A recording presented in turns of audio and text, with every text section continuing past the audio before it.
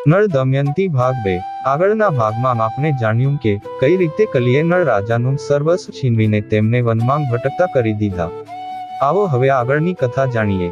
નિષદ દેશના રાજા નળ અને તેમની પત્ની દમયંતી પર દ્યુતક્રીડા થકી આવી પડેલ વિપદાની પાંડવોને વાત કરતાં કરતાં ઋષિ બૃહદશ્વા અધવચ્ચે જ અટકી ગયા અને પછી થોડો વિશ્રામ લઈને બોલ્યા, તો હે યુધિષ્ઠિર, એ દુઃખી દંપતી જ્યારે ધર્મશાળામાં આવ્યું ત્યારે રાજાના શરીર પર વસ્ત્રો નહોતા, એટલું જ નહીં, ભોની પર બિછાવવા માટે સાદડી પણ નહોતી। શરીર ધૂળથી લથપથ હતું, વળી ભૂખ અને તરસની પીડા તો એ ઉપરાંત હતી। રાજા નળ કષ્ટપૂર્વક ભોની પર સૂઈ ગયા। તો દમયંતીના જીવનમાં પણ આવી વિકટ પરિસ્થિતિ ક્યારે આવી નહોતી, કિંતુ એ સુકુમારી પણ ત્યાં જ સૂઈ ગઈ। પણ જ્યારે દમયંતી નિંદ્રાધીન થઈ ગઈ ત્યારે નળરાજાની ઊંઘ ઉડી ગઈ। સત્ય તો એ હતું કે દુઃખ અને શોકની વિપુલતાને કારણે તેઓ શાંતિની નિંદ્રા પણ નહોતા લઈ શકતા। આંખો ખુલતા જ રાજ્ય છીનવાઈ જવાના, સ્વજનો છૂટા પડવાના અને કપડાં સાથે ઉડતા પક્ષીઓના આદિ એક પછી એક દ્રશ્યો નજર સમક્ષ આવવા લાગ્યા। તેઓ વિચારવા લાગ્યા કે દમયંતીને મારા માટે ખૂબ પ્રેમ છે, એ જ પ્રેમના કારણે એ ખૂબ જ કષ્ટો સહન કરી રહી છે। તો શક્ય છે કે જો હું તેને ત્યાગી દઉં તો એકલી પડી ગયા બાદ તે તેના પિતાના ઘરે ચાલી જાય। મારી સંગે તો તે માત્ર દુઃખ જ દુઃખ સહન કરતી રહેશે, પણ જો હું તેને ત્યાગીને જતો રહું તો કદાચિત તેને થોડું ઘણું તો સુખ મળે જ। અંતે રાજાનળે નક્કી કર્યું કે દમયંતીને છોડીને જવું જ વધુ શ્રેયસ્કર છે। દમયંતી તો સાચી પતિવ્રતા નારી છે, માટે તેની પવિત્રતા કોઈ જ ભંગ નહીં કરી શકે।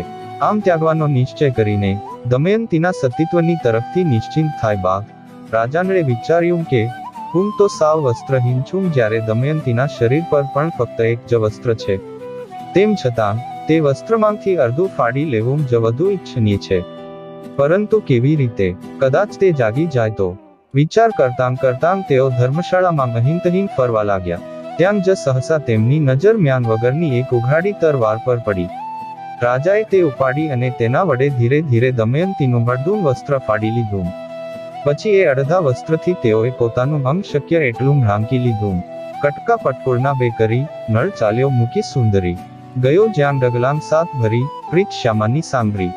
નળ વિમાસણ મનમાંગ કરે, એકલી તો એ ફાટી મરે, વર્યો હું દેવતા પર હરી, વળી વનમાંગે સાથે નિસરી। ત્રૈલોક મોહન છે એ માનીની, કેમ વેદના સહેશે રાનની, ન સારું મૂકી જાવું મને, નળ આવ્યો દમયંતી કને, દીઠું મુખ અંતર પર જળ્યો, વળી પાછો એ પાછો વળ્યો। કલી તાણે મનવાટ ભણી, પ્રેમ તાણે દમયંતી ભણી, ચિચાર વારીની ધીમાંગ પડ્યો, આવાગમનને હિંડોળે ચઢ્યો। 7 વાર ગયો આવ્યો ફરી, તજી ન જાય સાધુ સુંદરી, પછી બળ પ્રબળ કળીનું થયું, પ્રેમ બંધન તૂટીને રહ્યું। સર્પ કંચુકીને તજે જેમ, મારે દમયંતી તજવી તેમ, વૃક્ષ પત્રને જેમ પરહરે, પુનપી તે અંગે નવગરે, જેવું હોય વમનનું અન્ન, તેવી મારે એ સ્ત્રીજન। એવું કહીને મૂકી દોટ, કુવાટે નળ દોડ્યો સાસોડ, ત્યાં લગે ધાયો ભૂપાળ, જ્યાં સુધી થયો નાપરાગ કાળ। આમ દમયંતી ભર ઊંઘમાં હતી જ્યારે રાજા નળ તેને છોડીને ચાલ્યા। કાયામાં કલી પ્રવેશને કારણે તેમની બુદ્ધિનો નાશ થયો હોવાથી અંતત તેમને પોતાની પ્રિય પત્નીને જંગલની ધર્મશાળામાં એકલી મૂકી ત્યાંથી બહાર નીકળી ગયા। સમય જતાં જ્યારે દમયંતીની નિંદ્રા પૂરી થઈ ત્યારે જાગીને તેણે જોયું કે નળરાજા ત્યાં નથી। આથી અમંગળ આશંકા સાથે એ વિલાપ કરવા લાગી, મહારાજ, સ્વામી, મારા સર્વસ્વ, તમે ક્યાં છો? મને એકલા ડર લાગે છે, તમે ક્યાં ગયા? બસ હવે વધુ ઠઠ્ઠા કરશો નહીં, મારા કઠોર સ્વામી, તમે મને કેમ ડરાવી રહ્યા છો? જલ્દી દર્શન દો, હું તમને જોઈ રહી છું। લો, જોઈ જ લીધા, તમે વેલાઓની આડમાં કેમ છુપાયા છો? હું દુઃખમાં આટલું આક્રંદ કરું છું છતાં તમે મારી પાસે આવીને મને ધીરજ પણ કેમ નથી આપતા? સ્વામી, મારા માટે કે અન્ય કોઈ માટે મને શોક નથી, પણ હું માત્ર ચિંતિત છું કે તમે આ ગાઢ જંગલમાં એકલા કેવી રીતે રહેશો? હા નાથ હા, જે વ્યક્તિએ તમારી આ સ્થિતિ કરી છે તેણે તમારા કરતા પણ વધુ દુર્દશાવાળું જીવન નિરંતર જીવવું જોઈએ। અમો અબળા માણસ બીજે નવ કીજે આસ, કેમ ધીરજ ધરું હું નારી, છું તમારી દાસ, હો નળરાય। રાત્ર અંધારી તો માહરી, વલે કોણ થાશે, તમ ચરણ કેરિયાણ, પ્રાણ મુજ જાશે, હો નળરાય। આહાંગ તો બોલે સાવજ, નાગ વાઘ ને વરુ, બોલો બોલો વાહો છો કેમ, સમ હું તો મરું, હો નળરાય। હાનહાનજી જાઓ છો હાડ, રાડ થશે ફાંગસુ, અગો પ્રહ્યા ન આવે દયા, દેખી આંકડી આંસુ, હો નળરાય। તમારા પાલાંગ નવ પેખું કંથ પંથ કેમ લહુમ રે, નિશા અંધારી ભયાનક સ્થાનક કેમ રહુમ રે, હો નળરાય. નૈષદ દેશની રાણી તાણી અતિ સિરોય રે, પ્રભુજી અંગ અવેવ મારા તારા જોય રે, હો નળરાય. ઘેલી સરખી ચાલે વાહાલે વછોડી રે, માંડ્યું વલવલવું જોવું રોવું મૂક્યું છોડી રે, હો નળરાય. વલવલતી વૈદર્ભી વાટે ઉચાટે ભરી, કારણ સ્વામી શુમ મુને પરહરી, હો નળરાય. વહાલા નવ દીજે છે નહીં તો વિચારો, કર્મે વાળ્યો આડો આંક વાંક શો મારો, હો નળરાય. આમ દમયંતી દુઃખમાં ભાન ભૂલી બેઠી, પછી આકુળ વ્યાકુળ થઈ એ નિરાધાર નારી અહીં તહીં અથડાતી કૂટાતી રહી, ત્યારે તેને એ પણ ભાન ન રહ્યું કે પોતે એક વિશાળકાય અજગરની સાવ સમીપ પહોંચી ગઈ છે. એટલે અજગર માટે તે સાવ સહેલો શિકાર બની ગઈ. તેણે તુરંત જ દમયંતીના શરીર ફરતે ભરડો લીધો અને પછી એને ગળી જવાનું શરૂ કર્યું. પરંતુ તે સમયે પણ દમયંતીને ચિંતા હતી તો ફક્ત પોતાના પતિની કે તે એકલા કેવી રીતે જીવશે. એટલે તે આક્રંદ કરવા લાગી, સ્વામી, એક અનાથની ભાંતિ આ અજગર મને ગળી જઈ રહ્યો છે, આપ મારી સહાયતા માટે કેમ દોડી આવતા નથી? દમયંતીનું આ આક્રંદ એક શિકારીને કાને જઈ અથડાયું. શિકારની શોધમાં જ તે ત્યાંથી પસાર થઈ રહ્યો હતો. એ ત્યાં દોડતો આવ્યો અને જોયું કે કોઈ સુંદરીને એક અજગર ગળી રહ્યો છે, એટલે તેણે તેના તીક્ષ્ણ હથિયારથી અજગરનું મોં કાપી નાખ્યું. આમ એ વ્યાધે દમયંતીને અજગરથી સલામત છોડાવી, પછી શાંત પાડી તેને નવડાવી અને આશ્વાસન આપી ભોજન પણ કરાવ્યું. દમયંતી થોડી સ્વસ્થ થઈ એટલે શિકારીએ પૂછ્યું, સુંદરી, તું કોણ છો? કયા દુઃખમાં પડીને કયા ઉદ્દેશે અહીં આવી છો? દમયંતી એ વ્યાધને પોતાની આકૃતિ કહી સંભળાવી. પરંતુ એ શિકારી પુરુષનું ધ્યાન તો એ સર્વે સુણવા માંગ રહ્યું જ નહોતું, બલકે એ તો દમયંતીની સુંદરતા, તેની વાણી અને મધુરતા જોઈને તેના પર કામમોહિત થઈ ચૂક્યો હતો. એટલે તેણે મીઠી મીઠી વાતો કરીને દમયંતીને કાબૂમાં લેવાનો પ્રયાસ શરૂ કર્યો. પણ દમયંતી શીઘ્ર વ્યાધનું દૂષિત મન કળી ગઈ. તેના મલિન ઈરાદાની ગંધથી દમયંતીનો ક્રોધ ભભૂકી ઉઠ્યો. પોતાના રોષ મિશ્રિત સ્વરમાં તેણે એ શિકારીની ચેષ્ટાઓ રોકવા ચાહી, પરંતુ જ્યારે તે કોઈ પણ રીતે ના અટક્યો, ત્યારે ક્રોધે સતીએ સાંભળ્યું, સત રોય સમર્યા કમળાપત, વિઠ્ઠજી ચડજો વારે, હું તો રહી છું તમ આધારે, છો વિપત સમયના શ્યામ, હે મધુસૂદન રાખો મામ. આપ્યું પદ ધ્રુવને અવિચળ, ગ્રાહથી મુકાવ્યો મદબળ, રાખ્યો પ્રહલાદ વસિયા થમ, રક્ષા કરો ધરો ન વિલંબ. સત્ય હોય સદા નિરંતર, અસત્યથી જો હોમ સ્વતંત્ર, ન મૂક્યા હોય નળ મનથી, કુદ્રષ્ટે ન જોયું હોય અન્યથી. આપાતકાળ રહી હોમ સત્ય, નળ સમરી રહી હોમ શુભ મતે, પંચમહાભૂત સાક્ષી ભાણ, ન ચૂકી હોમ નળનું ધ્યાન, તો સત્ય બળે દેવ છૌ હું શાપ, ભસ્મ થજો વ્યાધનું માપ. વચન નિસર્યું સતીના મુખથી, ને અગ્નિ લાગ્યો પગના નખથી. આમ દમયંતીનો શ્રાપ હવામાં ગુંજતાની સાથે જ પેલો દુષ્ટ શિકારી ભસ્મીભૂત થઈ ગયો અને તેનું પ્રાણ પખેરું ઉડી ગયું. એ વ્યાધના અચાનક મૃત્યુથી દમયંતી સ્તબ્ધ થઈ ગઈ. એકાએક જે કંઈ બની ગયું ને તેના માનવામાં નહોતું આવતું. સાવ જ ક્યાંકથી એક અજગર આવ્યો અને તે મૃત્યુના મુખમાં ધકેલાઈ ગઈ. સહાય સ્વરૂપે એક વ્યાધ ક્યાંકથી જાણે કે પ્રગટ થયો અને તેને બચાવી લેવાઈ. પણ થોડી જ ક્ષણોમાં એ સુખદ પળો ફરી કષ્ટદાયક બની, કે જ્યારે એ જ વ્યાધના મનમાં તેના રૂપનું શિકાર કરવાની મેલી મુરાદ જન્મી. ફરી પોતે અસહાય અવસ્થામાં મુકાઈને તેના મુખેથી અનાયાસે જ શ્રાપુચનો નીકળ્યા. એ જ ક્ષણે એ શાપને કારણે એ પાપી વ્યાધ ભસ્મીભૂત થઈ ગયો. તો વિધાતા તેની સાથે હતી કે તેની સામે? પરમેશ્વર રૂઠ્યો છે કે રીઝ્યો, એ અકળ હતું. પરંતુ તેનો પતિ વિખૂટો પડી ગયો છે એ નક્કર વાસ્તવિકતા છે, એ સમજાતા દમયંતી ફરી વિલાપ કરવા લાગી. પોતાને કારણે એક પારધીએ જીવ ખોવો પડ્યો એ પણ એને દુષ્કર લાગવા લાગ્યું.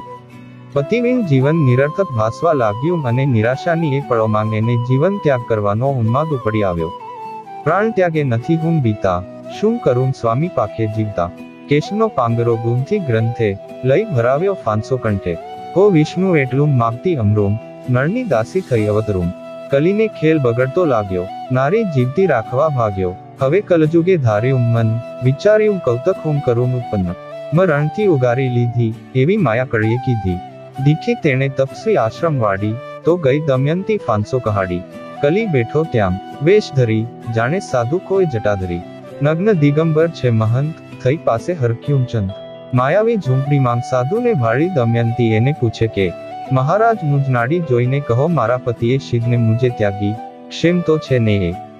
ભલે હું રહી બળભાગી, બોલે કળી નાસાગ્રહી, અપ્રિત નહાના કારણે થઈ, અલ્પ અપરાધની ભ્રાંતે, કામિની તજી છે કાંતે, ભીમ સુતા આનંદી અપાર, જોગી દિશે જગદીશ અવતાર, ફરી અક્રીને પગે નમે, નળને પ્રસન્ન કરો જી તમે, મુનિ કહે, નળને છે ક્ષેમ, પણ ઉતર્યો તુજથી પ્રેમ, નળ શોધે છે નાર અન્ય, તું કરજે ઉપજે મન, ત્યારે હરખ્યો પ્રેમદાનો પ્રાણ, મારા પ્રભુને છે કલ્યાણ, લક્ષ્ય નારી કરો રાજન, પણ મારે તો નળનું ધ્યાન, ખરી ઠાર તે જાણી નળ, નારીએ લીધાં જળફળ, પામે વિરામ કીધું શયન, નિદ્રાવશ થઈ સ્ત્રીજ, સ્વપ્નામાં દીઠા નળ રાય, જાગી તો દુઃખ બમણું થાય, કલીએ માયા કરીને નળના ખોટા વાવડ આપી દમયંતીને મૃત્યુ તો બચાવી પણ એનું દુઃખ બમણું કરી નાખ્યું.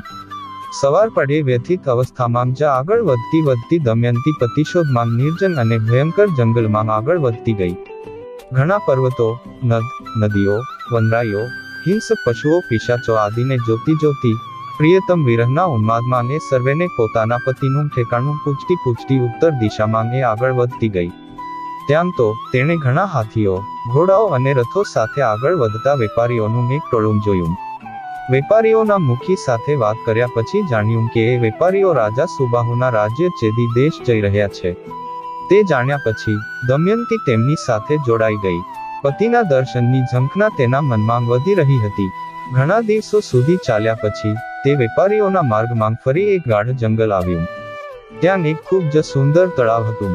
લાંબી મુસાફરીને કારણે બધા જ થાકી ગયા હતા, એટલે તેઓએ ત્યાં રોકાઈને રાતવાસો કરવાનો નિર્ણય કર્યો.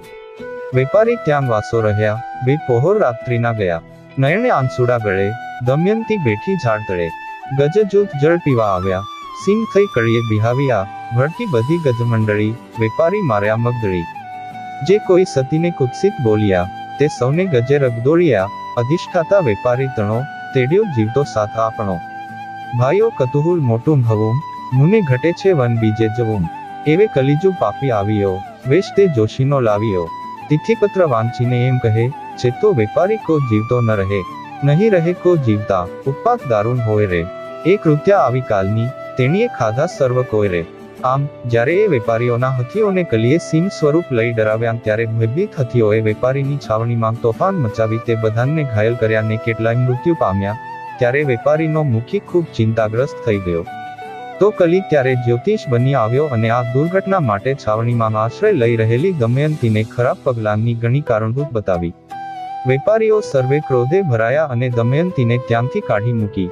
દમયંતી ફરી નિરાશ અને લાચાર થઈ ગઈ. પણ થોડીવારમાં જ કેટલાક વેદપાઠી અને સનિમી બ્રાહ્મણોના કાફલાનો તેને સંગાથ થઈ ગયો. એ કાફલા સાથે ચાલતી આ દુઃખી નારી સાંજ પડતા સુધીમાં ચેદી નરેશ સુબાહુની રાજધાનીમાં પહોંચી. પણ ત્યારે તેના કેશ વિખરાયેલા હતા અને અંગ પરનું એનું અર્ધવસ્ત્ર મેલુંઘેલું હતું. આવા અસ્તવ્યસ્ત અવસ્થાવાળી કોઈ સ્ત્રીને સુઘડ, સ્વચ્છ બ્રાહ્મણોના કાફલાની પાછળ આવતી જોઈને નગરજનોએ તેને કોઈક ચિત્તભ્રમિત સ્ત્રી સમજી લીધી. નાના બાળકો માટે તો એ મનોરંજનનું સાધન બની ગઈ. સૌ તેની ટીકડી કરવા લાગ્યા અને પાછળથી તેની પર પથ્થર પણ ફેંકવા લાગ્યા.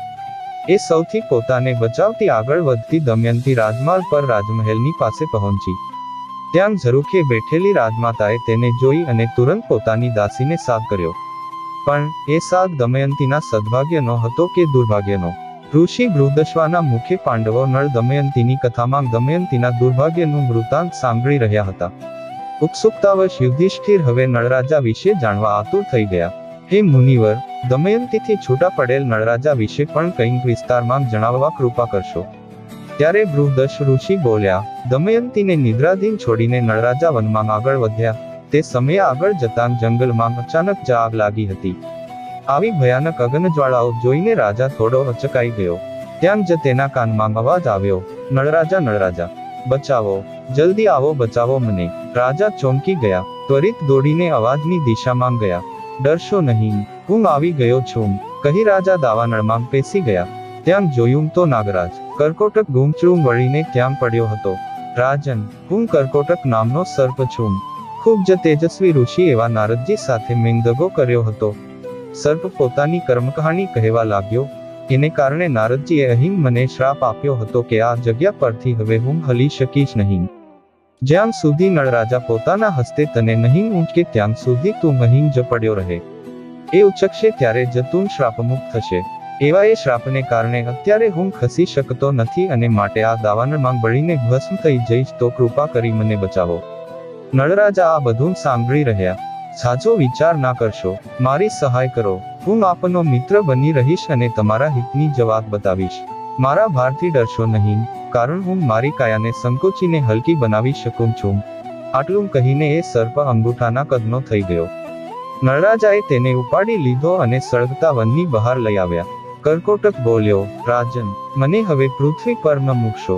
ચાલો, થોડા પગલાંનો ગણતરી કરતા કરતા આગળ ચાલો. 1, 2, 3 એમ ગણતા ગણતા રાજાએ ડગ ભર્યા. પણ જેવું 10મા પગલે 10 બોલ્યા કે કર્કોટક સર્પે તુરત તેમને ડસી લીધું. આ સર્પનો એવો નિયમ હતો કે જ્યાં સુધી કોઈ 10 ના કહે ત્યાં સુધી એ કોઈને ડસતો નહીં. પણ સાપના આમ કરડવાથી નળરાજાનું સમૂળગું સ્વરૂપ જ બદલાઈ ગયું અને રાજા સ્વયં આશ્ચર્યચકિત રહી ગયા. રાજન, તમારી કાયામાં પ્રવેશ કરીને કલીએ તમને પારાવાર દુઃખ આપ્યું છે, પણ હવે મારા વિષના પ્રતાપે કલી તમારા શરીરમાં ખૂબ જ દુઃખ ભોગવશે. તમને કોઈ ઓળખી શકે નહીં, તે માટે જમીન તમારું સ્વરૂપ બદલ્યું છે. તમે મારી રક્ષા કરી છે. હવે તમને હિંસક પ્રાણીઓ, પક્ષીઓ, શત્રુઓ કે બ્રહ્મવેતાના શ્રાપ આદિનો પણ ભય રહેશે નહીં. હવે તમારા પર કોઈ પણ વિષની અસર નહીં થાય અને તમે યુદ્ધમાં પણ સદૈવ વિજયી થશો.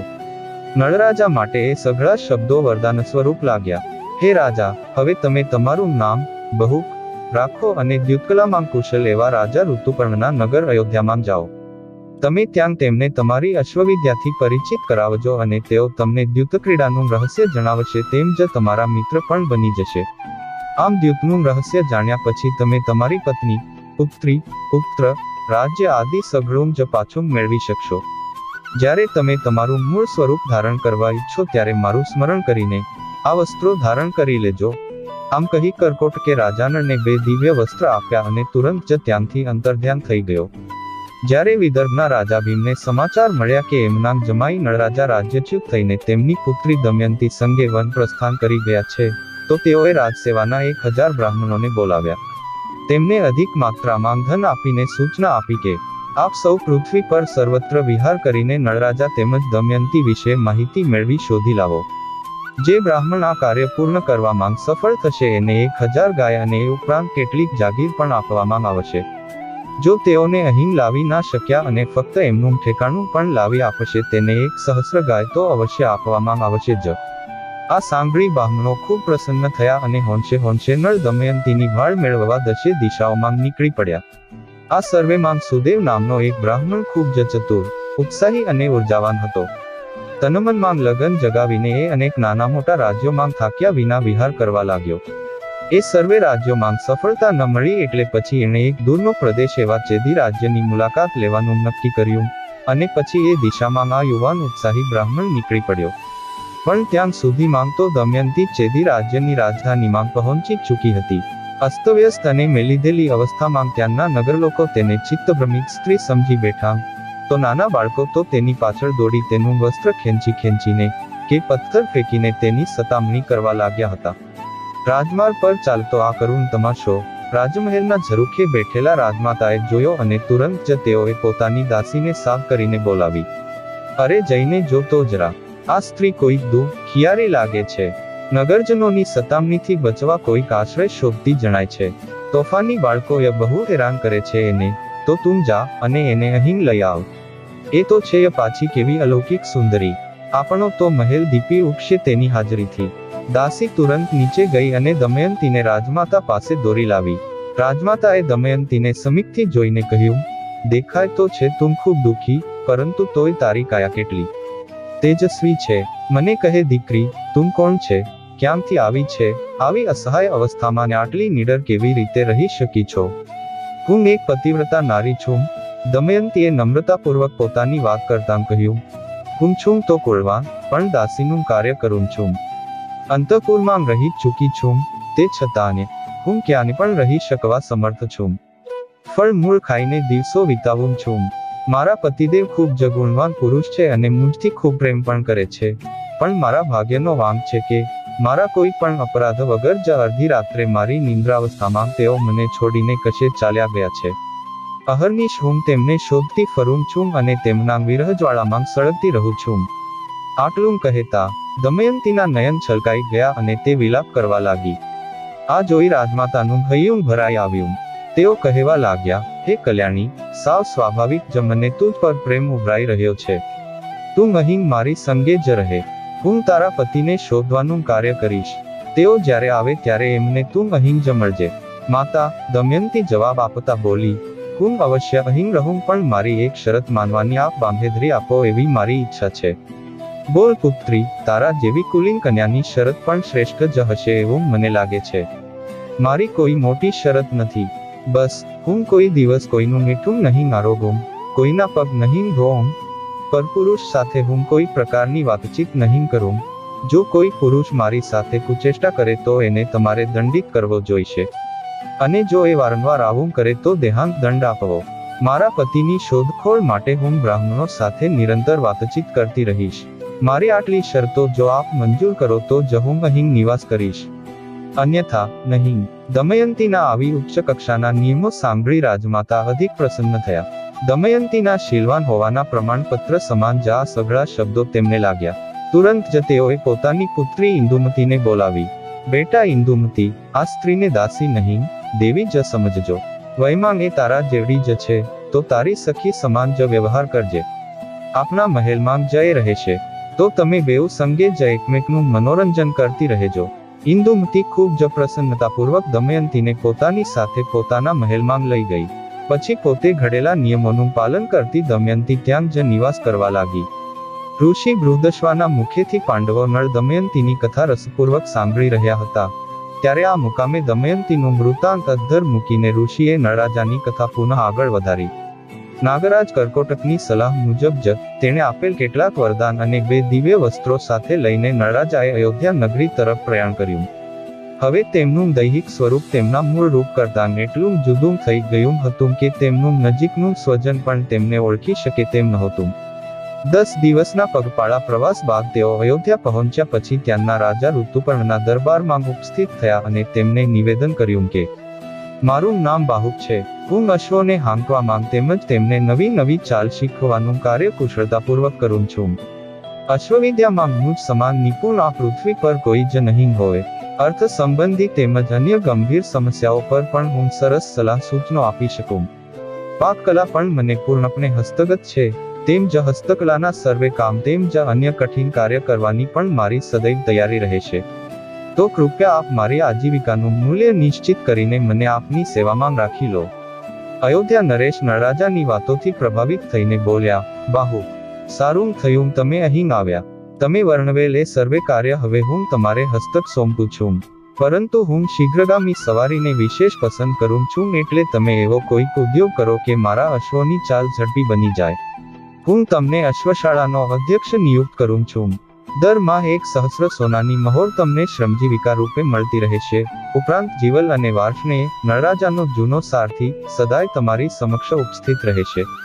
તો તમે આનંદથી મારા દરબારમાં રહો. રાજા ઋતુપર્ણનો સત્કાર અને સન્માન પ્રાપ્ત કરી નળરાજા બાહુક સ્વરૂપે અયોધ્યામાં રહેવા લાગ્યા. પણ નિષ્દિન તેઓ દમયંતીનું સ્મરણ કરીને નિસાસો ભરતા. જે ચક્રવાક દિવસે વહુ સાથ રાખે, તે સંગરંગ રમતાંગ રવિતાપ સાંખે. રાતે વિજોગ થકી ચંદ્રપ્રકાશ ખૂંચે. જો દુઃખ હોય દિલમાં કશું ને ના રૂચે. આમ જો જીવનસખી સાથ હોય તો આકરા ટાઢ તડકા પણ સહ્ય લાગે, કિંતુ જો પ્રિયતમાનો વિરહ હોય તો ચંદ્રનો શીતળ પ્રકાશ પણ કાંટા ભેરવે. હૈયે પ્રિયની પીડા હોય તો કોઈ જ સુખ ના રૂચે. દિવસો વીતતા ગયા. પતિ પત્ની જુદા જુદા નગરોમાં એકમેકનો વિયોગ સહેતા નિરંતર એકમેકના સ્મરણોમાં વાસ કરી રહ્યા હતા. ત્યારે વિદર્ભ નગરીના 1000 બ્રાહ્મણો ધરતીના દરેક ખૂણે તેમની ભાળ મેળવવા સતત પ્રવાસ કરી નિરંતર પ્રયત્નશીલ હતા. એમાંનો એક સુદેવ નામનો બ્રાહ્મણ, કે જેણે અનેક નગરોમાં ખોજ કરીને પછી ચેદી રાજ્યમાં પ્રયત્ન કરી જોવાનું વિચાર્યું હતું, એ લાંબા પ્રવાસ કરતો કરતો ચેદીમાં આવી પહોંચ્યો. થોડા દિવસ ત્યાં નિવાસ કર્યો પણ સફળતા ન મળી. એકવાર ફરી નિરાશા લઈને એ પરત જવા નીકળ્યો. ત્યાં અકસ્માતે જ એ રાજમહેલે જઈ ચડ્યો કે જ્યાં પુણ્યવાચન થઈ રહ્યું હતું. ઇન્દુમતી સંગે દમયંતી બેસીને એ મંગલ કાર્ય નિરખી રહી હતી. સુદેવે દમયંતીને જોઈ તો તેનું મુખમંડળ તેને પરિચિત લાગ્યું. અવશ્ય આ જ ભીમ નંદિની છે. આના જેવું જ રૂપ મેં પહેલા પણ જોયું હતું. એ આજે જોવા મળ્યું. અતિ ઇષ્ટ થયું, માં, મારી યાત્રા સફળ થઈ લાગે છે. તે દમયંતીની પાસે જઈને હળવેથી બોલ્યો, વિદર્ભ નંદિની. સાંભળીને દમયંતી ચોંકી ગઈ. આ સંબોધનમાં તો તેનો સઘળો ભેદ સમાયેલો હતો. દમયંતીના મુખ પર આવેલ ભાવપલટો સુદેવને વિશ્વાસ પ્રદાન કરી ગયો. હે કુંવરી, હું તમારા ભાઈનો મિત્ર સુદેવ બ્રાહ્મણ છું. રાજા ભીમની આજ્ઞાથી તમને શોધવાનું કાર્ય મને સોંપવામાં આવ્યું છે. દમયંતી સઘળું સાંભળી રહી. તેની આંખમાં અશ્રુ ઝળકી ઉઠ્યા. આ જોઈને સુદેવે આગળ કહ્યું, તમારા માતા પિતા અને ભાઈ સાનંદ છે, ઉપરાંત તમારા બેઉ સંતાનો પણ સકુશલ છે. પણ તમારા વિયોગે સર્વે કુટુંબીજનો પ્રાણહીન સમાન થઈ ગયા છે. 1000 બ્રાહ્મણો વિવિધ દિશામાં તમારી શોધ ખાતર ફરી રહ્યા છે. હું એમાંનો એક છું. દમયંતીના સંયમનો બંધ હવે તૂટી ગયો અને એ ઊંચા અવાજે ડુસકામ ભરીને વિલાપ કરવા લાગી. અચાનક જ દમયંતીની આવી અવસ્થા જોઈને ઇન્દુમતી ગભરાઈ ગઈ. તે પોતાની માતા પાસે અંતઃપુરમાં દોડી ગઈ ને સમજાઈ હતી એટલી વાત કરી. રાજમાતા તુરંત જ ત્યાં આવી ગયા. તેમને બ્રાહ્મણની પૃચ્છા કરી, મહારાજ, આ કન્યા કોણ છે? કોની પુત્રી, કોની પત્ની છે? તેના કુટુંબથી વિખૂટી કેવી રીતે પડી ગઈ? તમે કેમ કરીને તેને ઓળખી? રાજમાતાના એકસામટા અનેક પ્રશ્નોના ઉત્તર દેવા સુદેવે તેમને દમયંતીનું સંપૂર્ણ ચરિત્ર કહી સંભળાવ્યું અને પછી કહ્યું, જેમ રાખ હેઠળ દબાયેલ ચિનગારી તેની ગરમીને કારણે વર્તાઈ આવે છે, એવી જ રીતે આ દેવીના રૂપ અને તેના લલાટને જોઈ હું તેમને ઓળખી શક્યો છું. ત્યારે ઇન્દુમતીએ સ્વયં પોતાના હસ્તે દમયંતીનું લલાટ ધોયું. કંકુનો લોપ થતા જ તેની ભ્રમરો વચ્ચે લાલ ચિહ્ન ચંદ્રમા સમાન પ્રગટ થઈ ઉઠ્યું. લલાટનો એતલ જોઈને રાજમાતા રોઈ પડી. તેમણે દમયંતીને પોતાની છાતી સરસી ચાંપી ખૂબ ખૂબ વહાલ કર્યું અને પછી બોલ્યા, આ જન્મચિહ્ન થકી હવે હું તને ઓળખી શકી છું પુત્રી, કે તું મારી બહેનની દીકરી છે. તારી માતા અને હું બંને સગી બહેનો છીએ. અમે બેઉ દશાળ દેશના રાજા સુદામાની પુત્રીઓ છીએ. તારો જન્મ મારા પિતૃગૃહે જ થયો હતો અને ત્યારે મેં તને જોયેલી. જેમ તારા પિતાનું ઘર તારું પિયર છે, એવું જ આ ઘરને પણ સમજ. આ સંપત્તિ જેટલી મારી એટલી જ તારી ગણ. દમયંતી આ સઘળું સાંભળી ખૂબ પ્રસન્ન થઈ. તેણે પોતાની માસીને હૃદયપૂર્વક પ્રણામ કર્યા. રાજમાતાએ જ્યારે અફસોસ જાહેર કર્યો કે પોતે તેને ઓળખી ના શકી, ત્યારે દમયંતી બોલી, હે માં સમાન માસી, મારી ઓળખાણ ના પડી તો શું ગજબ થયો? અમસ્તી હું તો અહીં તમારી પુત્રી સમાન જ રહી છું. તમે મારી સર્વે ઈચ્છાઓ પૂર્ણ કરી અને મારી રક્ષા પણ કરી છે. હવે તો સંદેહ નથી જ કે હું અહીં પૂર્ણ સુખરૂપ રહી શકીશ. પરંતુ માતે, ઘણા સમયથી હું અહીં તહીં ભટકી રહી છું. મારા નાના નાના બાળકો મુજથી વિખૂટાઈને મારા પિતાને ત્યાં છે. વળી તેઓ તો પોતાના પિતાથી અળગા છે, તો સાચે જ હૃદયથી ખૂબ દુઃખી હશે. જો આપ સાચે જ મારું હિત ઈચ્છતા હો, તો મને વિદર્ભ મોકલવાનો શીઘ્ર પ્રબંધ કરી આપો એવી મારી અરજ છે. રાજમાતા લાગણીના અતિરેકે ગળગળી થઈ ગયા. પછી પોતાના પુત્ર એવા ચેદી રાજાને સૂચના આપીને તેઓએ પાલખી મંગાવી, ભોજન વસ્ત્રાદિ ઘણી જરૂરી વસ્તુઓ આપી, મોટી સૈનાની સુરક્ષા હેઠળ દમયંતીને તેઓએ ભાવભીની વિદાય આપી. સુખરૂપ વિદર્ભ દેશ પહોંચી ગયા એટલે ત્યાં વિદર્ભ નંદિનીનો ભવ્ય સત્કાર થયો. ઘણા સમયની દુખિયારી નારી પોતાના માતા પિતા, સંતાનો અને સખીઓને સ્નેહપૂર્વક મળી. રાજા ભીમ પણ ખૂબ પ્રસન્ન થયા. તેઓએ સુદેવ બ્રાહ્મણને 1 સહસ્ર ગૌ, અમુક ગામની જાગીર અને દ્રવ્ય આપી સંતુષ્ટ કર્યો. પરંતુ કલિકોપ હજુ ઓછો નહોતો થયો. પતિ પત્ની તો હજુય વિખૂટા જ હતા. વળી નળરાજા તો ન ઓળખાય એવા ભિન્ન સ્વરૂપમાં હતા. તો એવામાં એમની ભાળ મેળવવી ખૂબ અઘરી પડવાની હતી. ઋષિ બૃહદશ્વા પાંડવોને નળ દમયંતીની કથા સુણાવતા પછી પિતૃગૃહે પહોંચેલી દમયંતીની વિતક કથા સંભળાવી. હે યુધિષ્ઠિર, આપનું દુઃખ ઓછું જાણો કે આપ સૌ ભ્રાતા અને ભાર્યાને સંગાથે છો. પણ નળરાજા પત્ની વિજોગે હતો તો પતિ વિના દમયંતીને પિયર પારકું અને વસનું લાગતું રહ્યું. પિયરમાં અન્ન જળ વસ્ત્ર અલંકારની વિપુલતાએ તેને મન સોહાતી નહોતી. તેથી લગભગ સાધ્વી જેવી સાદગીને એણે અપનાવી લીધી. પિયર બેઠી વિજોગણી, હૈયે પિયું મિલનની આશરે. પ્રભુ પાખે દમયંતી, હવે પાળવા લાગી સંન્યાસ રે. અલવણ અન્નશન કરવું, અવની પર શયન રે. આભૂષણ રહિત અંગ અબળાનું, કાજળ વિન નયન રે. નિયમ રાખ્યો નાનાવિધનો, ઉગ્ર આખડી પાડે રે. પતિવતા તો પિયુને ભજે ને, અન્ય પુરુષ ન ભાળે રે. નામ નળનું, ધ્યાન નળનું, સખી સુમ નળની વાત રે. દુઃખે જાય દિવસ ને રેણી, નયણે વરસે વરસાદ રે. વર્ષાકાળે વીજો પીડે, માનિનીને મન ભાલો રે. વૈદર્ભીને વર્ષાકાળ વીત્યો, આવ્યો શત્રુ શિયાળો રે. આકાશ અંગિયા અંબુજ ઉઘડ્યાંગ, નિર્મળ ઇન્દુ શરદ રે. પતિ વીજો પીડે છે પાપી, સતી રહે સત્ય બરદ રે. દુઃખે દિવસ નામખે દમયંતી, એક વરસ ગયું વહી રે. 3 સંવત્સરની અવધ વીતી, નાથ આવ્યો નહીં રે. આખરે થાકી હારીને દમયંતીએ તેની માતાને કહ્યું, માતા, હું તમને સત્ય કહું છું. જો તમે મને જીવંત રાખવા માંગતા હો તો મારા પતિને શોધવાનો પ્રયત્ન કરો. પુત્રીની પીડાએ માતા પણ અત્યંત દુઃખી થઈ અને માટે તેના પતિ રાજા ભીમને કહ્યું, સ્વામી, દમયંતી તેના પતિની ખૂબ ચિંતા કરે છે. તેણે સઘળો સંકોચ ત્યાગીને મને કહ્યું કે આપણે ત્વરિત જ તેમને શોધવાનો ઉદ્યોગ કરવો જોઈએ. ચિંતિત ભીમરાજાએ પુનઃ તેમના આશ્રિત બ્રાહ્મણોને બોલાવ્યા અને તેમને નળ શોધવા જવા માટે સૂચના આપી. ગિરનાર પર્વત અને લીલી પરિક્રમાનો રોચક ઇતિહાસ. બ્રાહ્મણો દમયંતી પાસે ગયા અને કહ્યું, હે કુંવરી, હવે અમો રાજા નળને શોધવા જઈ રહ્યા છીએ. કોઈ સલાહ કે સૂચન હોય તો આપવા કૃપા કરો.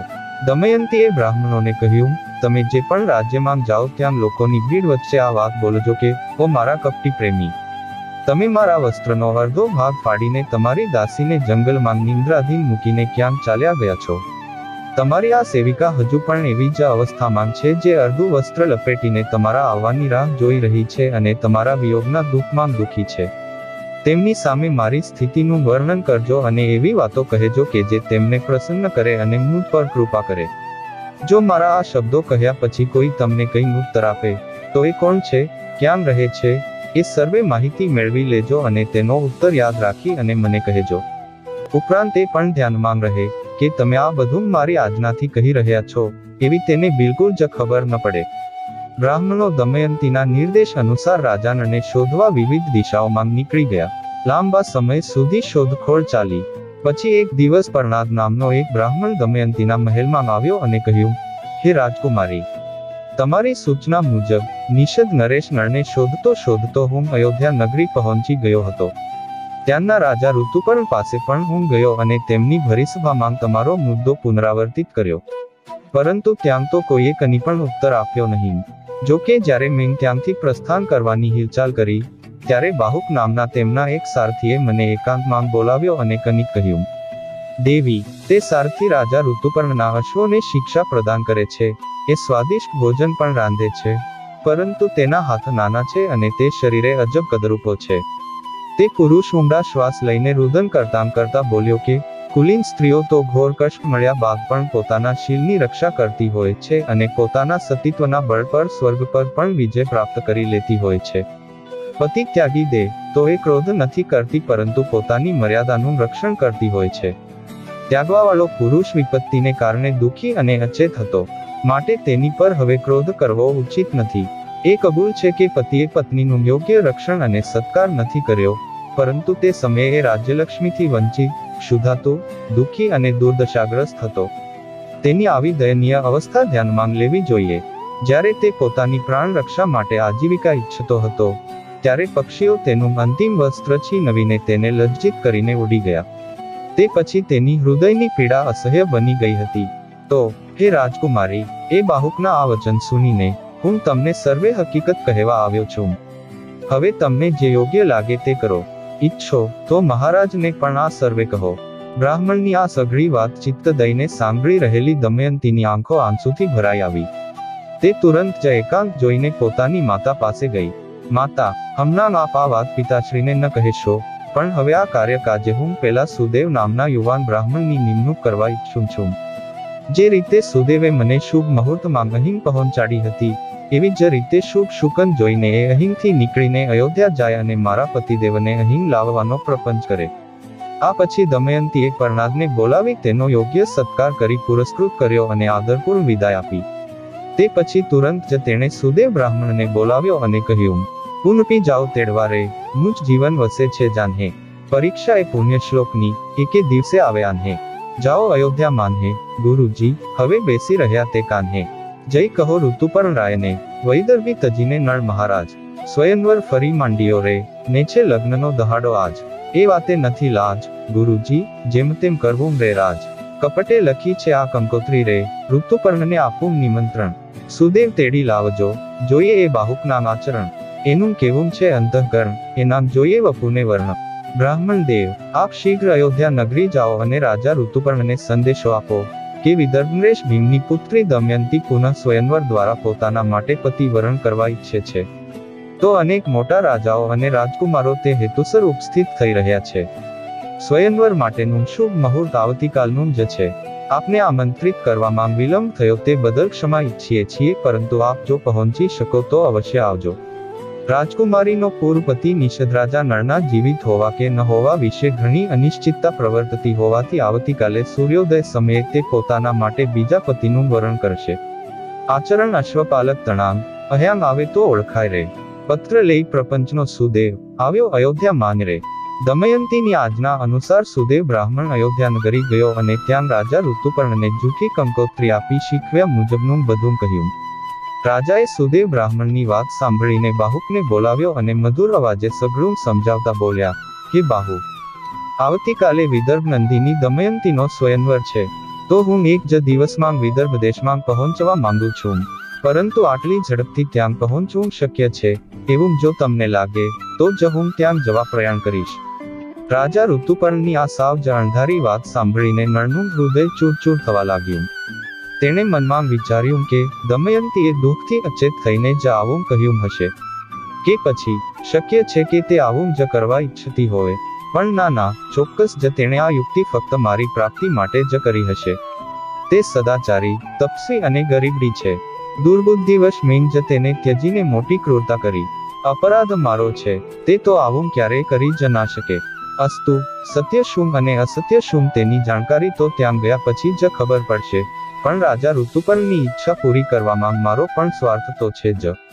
આટલું વિચાર્યા બાદ બાહુકે હાથ જોડીને કહ્યું કે, હે રાજન, હું તમારા કથનાનુસારનું કાર્ય પાર પાડવાની પ્રતિજ્ઞા લઉં છું, આપ એ બાબતે નિષ્ફિકર રહેશો. તે પછી અશ્વશાળામાં જઈને બાહુકે શ્રેષ્ઠ ઘોડાઓનું પરીક્ષણ કરવું શરૂ કર્યું. પછી ઉત્તમ કોટીના 4 અશ્વો જોડીને તેણે રથ તૈયાર કર્યો. રાજા ઋતુપર્ણ તેમાં સવાર થયા, અને તુરંત જ નભચારી પક્ષીઓ આકાશમાં ઉડે તેમ તેમનો એ રથ થોડા જ સમયમાં નદીઓ, પર્વતો અને જંગલોને પાર કરતો ખૂબ જ વેગમાં અંતર કાપવા લાગ્યો. એક જગ્યાએ રાજાનું મુખવસ્ત્ર નીચે પડી ગયું તો તેમણે બાહુકને રથ થાંભવવા કહ્યું કે જેથી તેઓ એ વસ્ત્ર ઊંચકી લાવવા કહી શકે. બાબરો ભૂત વાર્તા. ત્યારે બાહુક બોલ્યો, તમારું એ વસ્ત્ર ભલે હમણાં જ પડ્યું હોય, પણ એટલી વારમાં આપણે 1 યોજન આગળ નીકળી ગયા છીએ, તો હવે પાછા વળીને ત્યાં ફરી જવું શું યોગ્ય નિર્ણય ગણાશે? રાજાને અશ્વોના વેગનો ખ્યાલ આવી જતાં તેઓ પ્રભાવિત થઈને ચૂપ રહ્યા. થોડીવાર પછી અશ્વોના ચારા પાણી વિશ્રામ માટે રથને એક ઝરણા પાસે ઊભો રાખ્યો. ત્યારે ફક્ત સરળતાથી સમય પસાર કરવા હેતુએ ઋતુપર્ણ બોલ્યા, બાહુ, તમે મારી ગણિતની ચતુરાઈ જુઓ. સામે બહેડાનું વૃક્ષ છે, એના પર જે ફળો અને પર્ણો દેખાય છે, એના કરતા જે જમીન પર પડ્યા છે તે પર્ણો અને ફળોની સંખ્યા 100 ગણી વધારે છે. આ વૃક્ષની ડાળીઓ અને શાખો પર 25 સહસ્ર પર્ણ છે અને ફળોની સંખ્યા 1450 છે. જો તમે ઈચ્છો તો ગણતરી કરો. હું આ બહેડાના વૃક્ષને કાપીને તેના ફળ અને પાનની બરાબર ગણતરી કર્યા પછી જ આપનો દાવો સાચો છે કે કેમ તે નક્કી કરીશ, મહારાજ. એમ કહી બાહુકે વૃક્ષ કાપી ગણતરી કરી તો રાજાએ કહેલી વાત સાચી ઠરી. આપનું જ્ઞાન અદ્ભુત છે, શું આપ મને એ જ્ઞાન આપી શકો, મહારાજ? બાહુકે પ્રભાવિત સ્વરમાં વખાણ કરતાં પૂછ્યું. ગણિતની વિદ્યાની જેમ જ દ્વીપના પાસાઓના વશીકરણની વિદ્યામાં પણ હું એટલો જ પારંગત છું, રાજા પોરસાઈને બોલ્યા. આપ મને એ વિદ્યા શીખવો, એના બદલામાં હું આપને અશ્વોની વિદ્યા શીખવીશ, બાહુકે સસ્મિત કહ્યું. ઋતુપર્ણે પાસોનું વિજ્ઞાન બાહુકને શીખવ્યું અને કહ્યું, અશ્વવિદ્યા તમે મને નગરની અશ્વશાળામાં શીખજો એટલું તમારા પર બાહુ મારું ઋણ બાકી રહેશે, પણ આપણે હવે પ્રવાસ પુનઃ શરૂ કરીએ. જેવી આજના મહારાજ. હું અશ્વોને ઝરણાં પાસેથી દોરીને લાવું. એમ કહી બાહુક ઝરણાં તરફ ગયો, પરંતુ પાસોનું વિજ્ઞાન મસ્તિષ્કમાં જતાં જ કરકોટક નાગનું તીખું વિષ ઓગતો કલી નળરાજાના શરીરમાંથી બહાર નીકળી આવ્યો. નળરાજા તેને જોઈ ખૂબ ક્રોધિત થયા અને તેને શ્રાપ આપવા તત્પર થયા. આ જોઈને કલિરાજ ભયથી કાંપતા હાથ જોડીને નળરાજાને વિનંતી કરવા લાગ્યો, હે નળરાજા, તમે તમારો ક્રોધ શાંત કરો, હું તમને યશસ્વી બનાવીશ. રાજન, જે સમયે તમે દમયંતીનો ત્યાગ કર્યો હતો તે જ સમયે તેણે મને શાપ આપ્યો જ છે. અત્યંત પીડા સાથે કર્કોટક સર્પના વિષમાં જળતો બળતો હું તમારી કાયામાં નિવાસ કરી રહ્યો હતો. હવે હું તમારી શરણમાં છું. મારી પ્રાર્થના સાંભળો અને મને શાપ ન આપો. હું વચન આપું છું કે જે કોઈ તમારા પવિત્ર ચરિત્રનું ગાન પઠન કરશે તેને મારો કોઈ જ ભય નહીં રહે. રાજા નળે નિજ ક્રોધને શાંત કર્યો અને તુરંત જ ભયભીત કલી એ બહેડાના વૃક્ષમાં પ્રવેશ કરી ગયો. એના પ્રવેશ સાથે જ તે વૃક્ષ સુકાઈને ટૂંટું બની ગયું. આમ કલીએ નળરાજાનો પીછો છોડી દીધો, પરંતુ તેમનું મૂળ સ્વરૂપ તો હજુય બદલાયેલ જ રહ્યું હતું. તેઓ બાહુક સ્વરૂપે જ હતા. બાહુકે અશ્વોને દોરીને રથ સુધી લાવી રથ જોડ્યો. કલી સંવાદથી તદ્દન અજાણ એવા રાજા ઋતુપર્ણ રથમાં સવાર થયા અને રથ પવનવેગે દોડવા લાગ્યો. સંધ્યા સમય પૂરો થતાની સાથે જ તેઓ